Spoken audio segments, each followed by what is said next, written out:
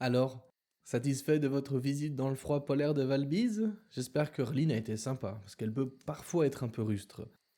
Aujourd'hui, je vous emmène dans une région bien différente. Une région où l'argent est la seule chose valable. Une région où les complots sont nombreux. Une région que beaucoup méprisent, et souvent à juste titre. Une région dont l'histoire est souvent imbibée de sang et d'argent sale. Une région qu'on nomme l'Amne.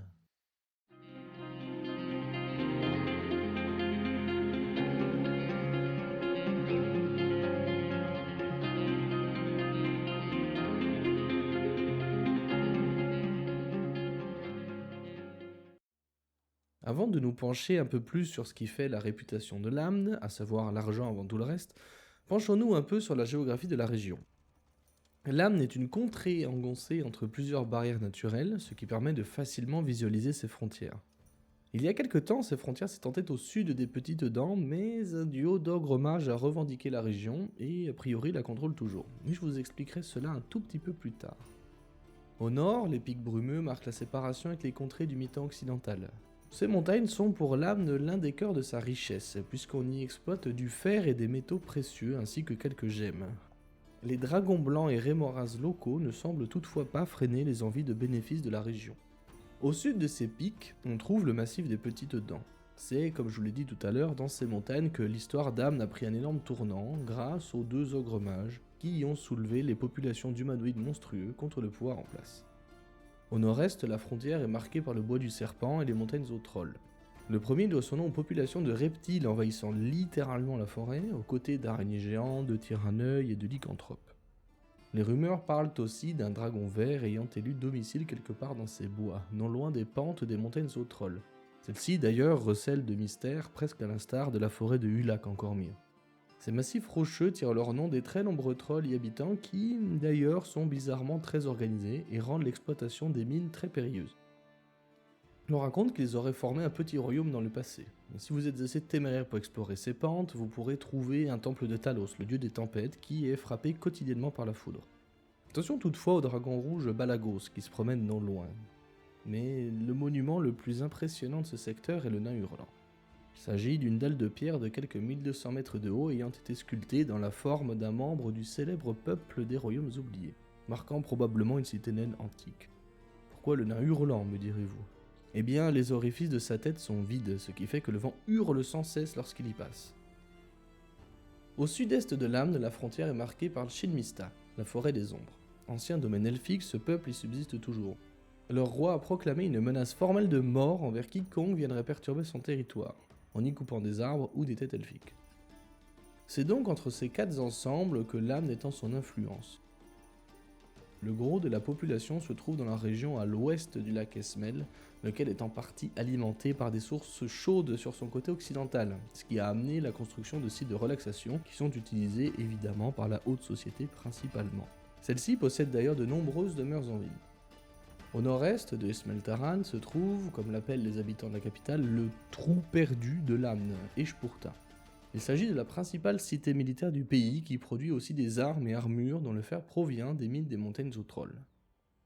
En repartant en direction de la côte, on passe dans l'ordre par la productrice de gemmes Kexula, la faste Crimor et ses innombrables caravanes, elles-mêmes situées non loin de la cité grenier pour Skull, pour enfin arriver à la capitale politique, Atkatla. Cette dernière représente l'un des ports les plus actifs de tout Faerûn, port qui a eu un impact énorme sur l'économie de la région tout entière, mais nous y reviendrons encore une fois un tout petit peu plus tard. Atkatla est le lieu représentant le mieux la mentalité amnienne, tout y est toléré. Vous voyez plutôt ça comme ça, rien n'y est illégal. Atkatla est officiellement la seule ville de la région à tolérer l'esclavage, même si l'on se doute qu'il est pratiqué sous forme de contrebande dans le reste du pays. On citera notamment pour Skull, où les ouvriers agricoles sont des orques réduits en esclavage. Atkatla représente le côté mercantile à outrance de la région. Absolument tout peut y être acheté, si vous avez assez d'argent. Les commerçants ne font absolument aucun état d'âme quant à ce qu'ils vendent du simple navet au poison le plus violent qui puisse exister, en passant bien sûr par les esclaves. C'est au final ce dernier point qui a rendu l'âme célèbre. L'or y coule dans sa forme la plus libre. Vous l'aurez peut-être compris, l'économie d'âme se repose sur un commerce lucratif et aussi sur une liberté totale quant à sa pratique. D'un côté, les marchands à l'intérieur du pays exportent les biens produits par les artisans vers le reste du continent. On peut y noter des armes, des armures, de la bière, du fer, des gemmes et des joyaux, mais aussi une certaine quantité de matériel de caravane. Une des principales importations n'est autre que les mercenaires. Cela peut paraître au premier abord assez curieux, mais ceci s'explique par le très grand nombre de marchands ayant besoin d'escorte dans le pays. Et oui, qui dit marchand, dit bandit. D'un autre côté, l'Amn a entretenu, et entretient toujours d'ailleurs, certaines colonies de par le monde entier. On peut par exemple en noter une dans les célèbres jungles de Chult, tout au sud du continent, mais la plus vaste et connue est sans aucun doute la colonie du continent Mastika. Celui-ci se trouve au-delà de la mer Inviolée, loin à l'ouest de Férune. Et pendant un quart de siècle, les marchands amenés ont entrepris de le piller méticuleusement et inexorablement. Les navires revenaient chargés d'or, d'argent, de gemmes, d'artefacts exotiques, d'œuvres d'art et de tonnes d'autres ressources pillées sur le continent. Et ces navires étaient légion. Si Amn en est à un tel point de richesse actuellement, c'est indubitablement encore grâce à cette colonisation sans merci. En plus de cela, Amn commerce le long de voies maritimes, notamment vers la porte de Baldur ou Kalimshan. Le Conseil ne pose aucune entrave à l'entreprise du commerce et presque aucune limite morale dans le quotidien du peuple. En effet, la seule chose formellement illégale est la pratique de la magie profane, la magie divine quant à elle étant tolérée pour peu qu'elle soit rentable. Pour avoir pratiqué cette première, on vous enfermera, vous torturera et vous tuera, le tout probablement violemment. La cabale des mages cagoulés veille à cela de manière très professionnelle. De la même manière, le commerce d'objets magiques est radicalement encadré. Pour le reste, le gouvernement semble voir les méfaits comme une énième source de revenus. Pour vol, meurtre, viol ou n'importe quel autre délit punissable ailleurs, à Amn on vous sommera de payer une amende, dont le montant est fixé arbitrairement en fonction de la gravité du dit délit, mais aussi en fonction du rang de la personne offensée.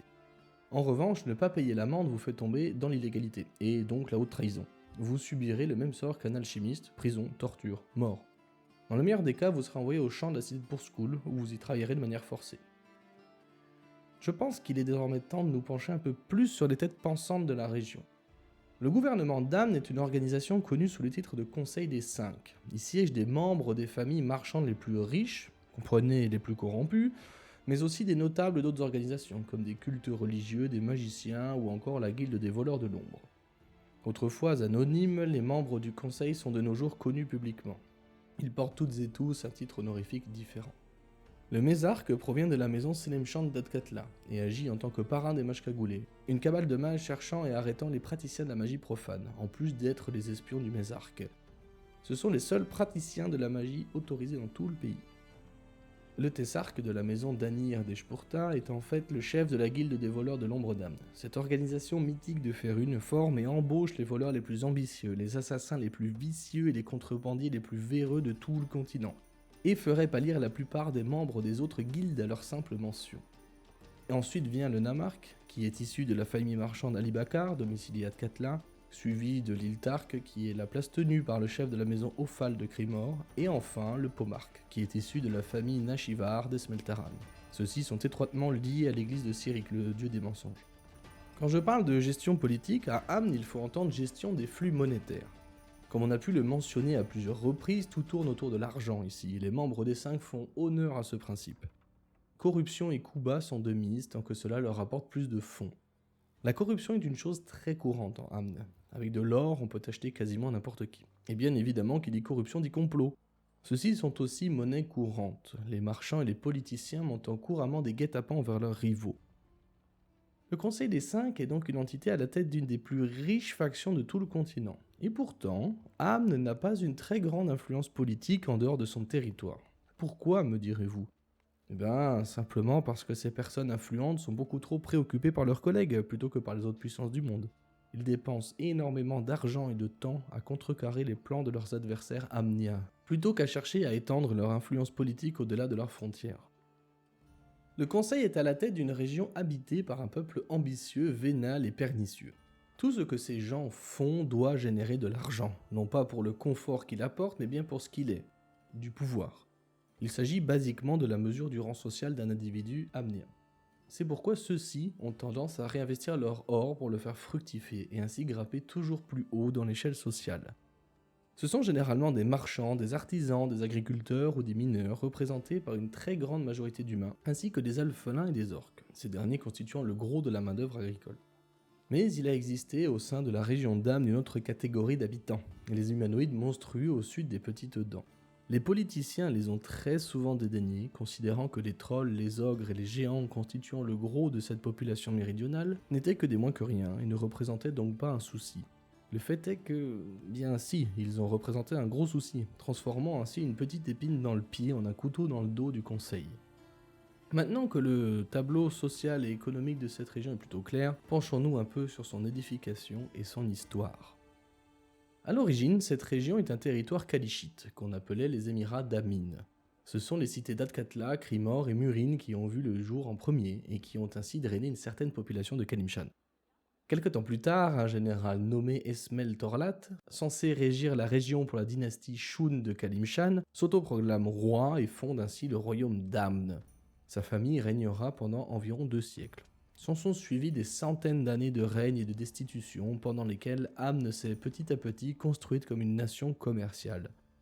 C'est d'ailleurs dans cette période que la route commerciale partant de Tétir jusque Eau-Profonde a été édifiée. Cette très longue période monarchique s'achève en 1333 avec la grande guerre commerciale amnienne.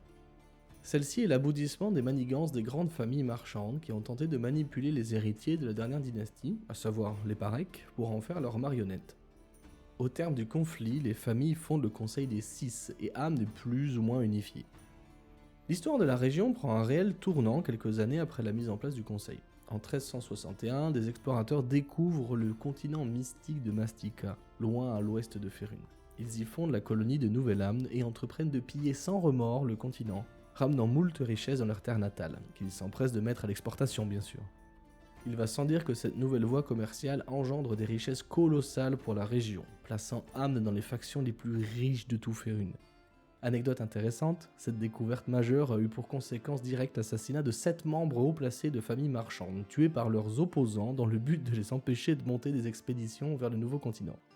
Et ces assassinats ont mis en péril plusieurs accords commerciaux lucratifs, notamment vers la porte de Baldur et le Cormyr.